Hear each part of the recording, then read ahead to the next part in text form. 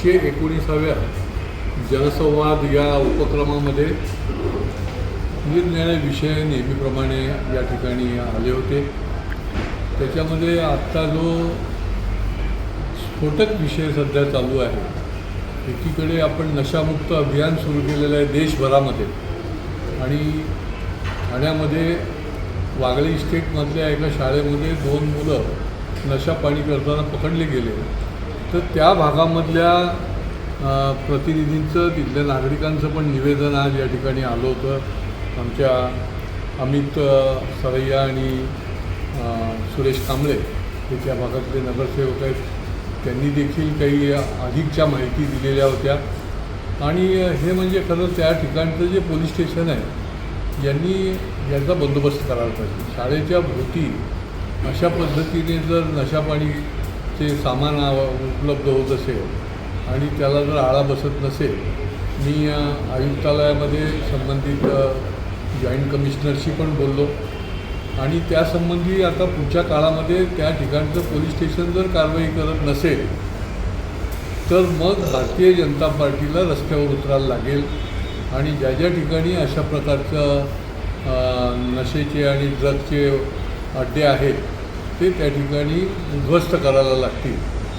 आता पुढच्या काळामध्ये 2 दिवस पोलिसांच्या काय कारवाई होते ते बघितलं जाईल, अन्यथा त्या ठिकाणी भारतीय जनता पार्टीचे आमचे लोक हे ते निदर्शनास आणतील, पोलिसांना घेऊन जातील आणि पकडून देतील, कारण की हे आता तुमच्या घरापर्यंत पोचलेलं आहे।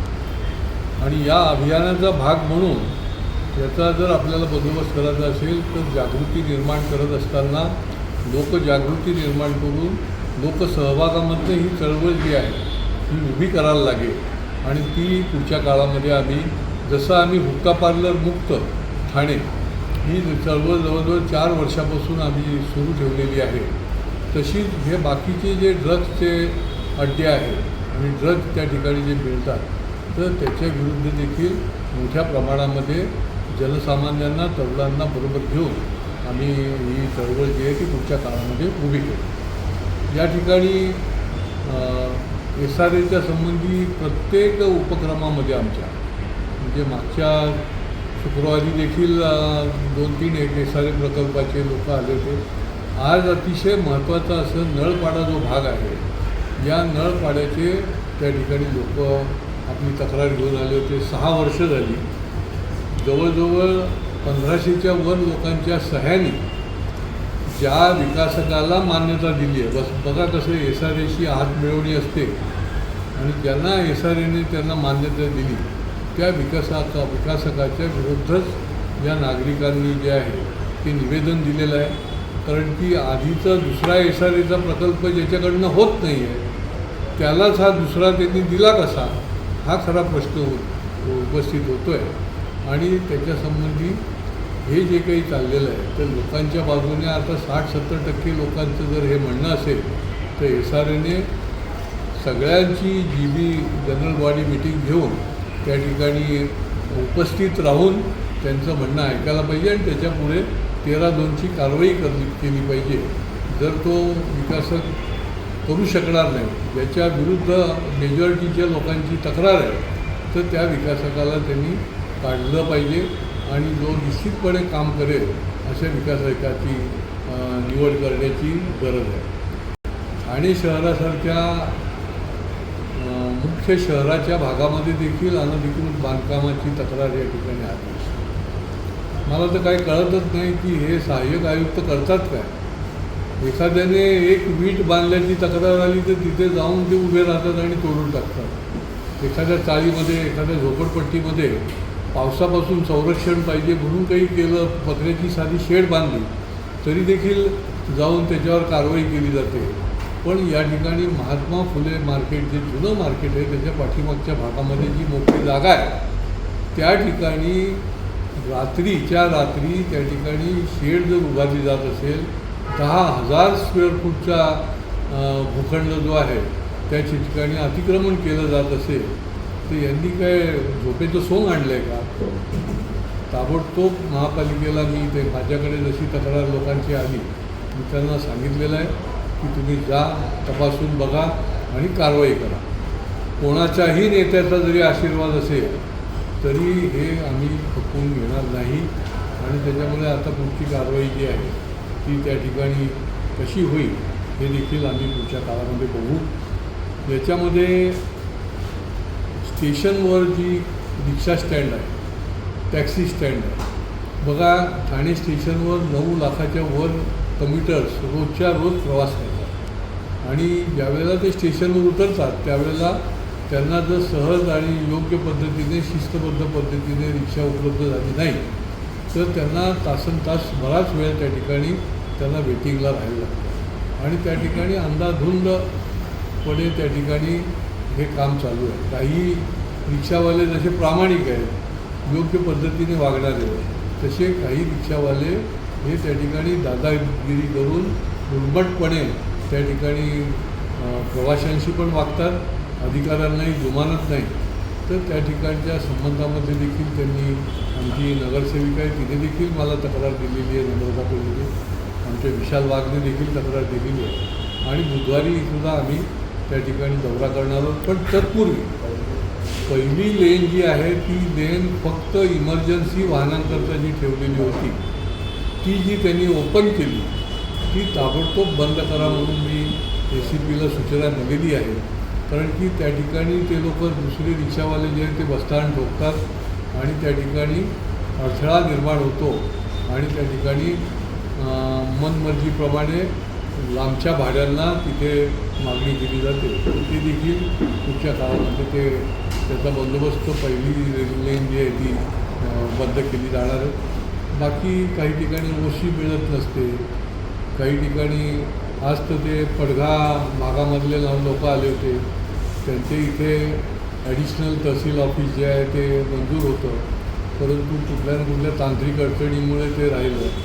तीही लोकांनी मागणी केली. आपणही कलेक्टर साहेबांशी बोलून त्या ठिकाणी आवश्यकता आहे आणि प्रशासकीय दृष्टीने देखील ते सोपं आहे. पडघ्यासारख्या ठिकाणी कलेक्टर आहे, तहसील ऑफिस चालू करणं अतिरिक्त, तर त्याच्यावर देखील पुढच्या काळामध्ये मंत्री महोदयांबरोबर बसून उपाय केला जाईल, तोडगा काढला जाईल आणि त्यांची मागणी जी आहे ती पूर्ण केली जाईल. असे निरनिराळ्या भागातल्या काही स्वच्छतेचे विषय आहेत, काही शालेय विषय आहेत, काही व्यक्तिगत विषय घेऊन नेहमीप्रमाणे लोक आले होते. पुढच्या काळामध्ये देखील त्यांची जी न्याय्य समस्या असेल तर ती सोडवण्यासाठी आम्ही देखील पुढच्या काळातही कटिबद्ध आहोत. महाराष्ट्रामध्ये 350च्या वर संरक्षित आणि असंरक्षित असे मोठ्या प्रमाणामध्ये गडकिल्ले आहेत आणि या गडकिल्ल्यामध्येच आमच्या छत्रपती शिवाजी महाराजांचा इतिहास जो आहे शौर्याचा आणि पराक्रमाचा आणि त्यांनी दिलेल्या विचाराचा जो काही भाग आहे तो या गडकिल्ल्याच्या भोवतीच आहे. हे गडकिल्ले राहिले पाहिजे, टिकले पाहिजे, गडकिल्ल्यावर तरुणाई गेली पाहिजे, लोक देखील जाऊन त्याचा इतिहास जो आहे तो बघितला पाहिजे. कारण ही प्रेरणास्थान आहे, स्फूर्तीस्थान आहे. सह्याद्री प्रतिष्ठान या संस्थेच्या माध्यमातून हजारो दुर्गसेवक, शिवभक्त अनेक गडकिल्ल्यामध्ये काम करत असतं. डागडुजीचं काम करतं, पुरातत्व खात्याच्या माध्यमातून त्यांच्या मार्गदर्शनाने, परवानगीने त्या ठिकाणी तोफगाडे बसवले जातात, महाद्वारं बसवली जातात. आता जो प्रश्न उपस्थित झाला आहे तो रायगडावर. रायगड ही आपली राजधानी, त्या ठिकाणी जगदीश्वराच्या मंदिराच्या समोर जे नंदी त्या ठिकाणी आहे त्या नंदीचा चेहरा जो आहे तो या औरंग्याने, मुघल सैन्याने त्या ठिकाणी तो उद्ध्वस्त केला होता. सह्याद्री प्रतिष्ठानच्या मावळ्यांची ही सातत्याने मागणी आहे की त्या ठिकाणी तो चित्र जे आहे ते तसंच्या तसं नंदीचा जो उद्ध्वस्त केलेला आहे ते पुन्हा एकदा त्याचा पुनर्निर्माण केलं गेलं पाहिजे. आता बघा इतकी वर्ष परंतु तिथे काहीच नाही. फक्त असा कुठला काही मोठा कार्यक्रम असेल तर त्या ठिकाणी एक तो नंदीचा फेस जो आहे तो बसवला जातो.